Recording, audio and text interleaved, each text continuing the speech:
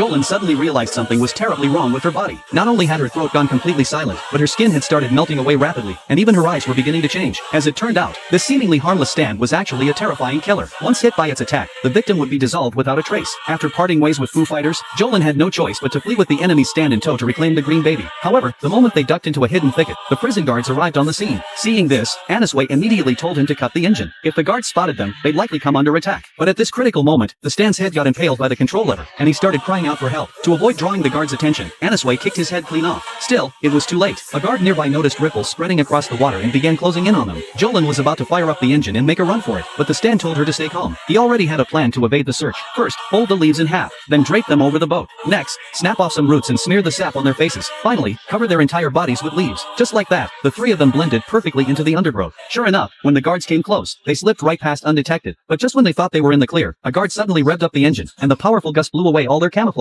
Now all three of them were fully exposed to the guards.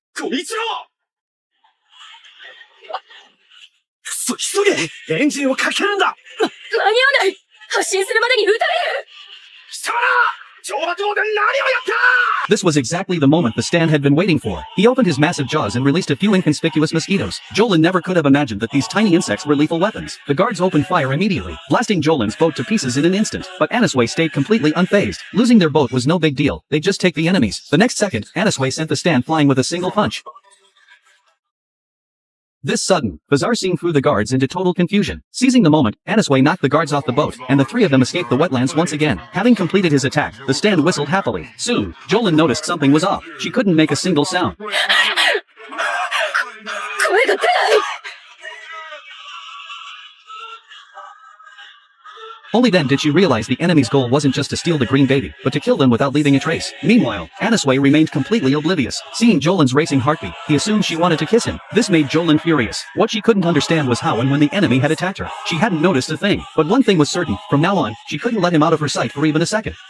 自動追跡型のスタンド何でも奴隷のように言うことを聞き召使いのように振る舞いまるで無害だがそれがこいつの手だ何らかの方法で油断の隙間を狙って自動的に攻撃してくるスタンドこのままでは二人ともやられる So Jolin moved closer to the enemy, hoping Anisway would catch on to the truth. As the stand launched another attack, Jolin finally found the opening. She had spread her strings across the surface of her skin. The moment anything touched her, she could grab it instantly. But just when Jolin thought she'd figured out the enemy's attack pattern, something horrifying happened. Her face began dissolving rapidly, and her eyes started to change.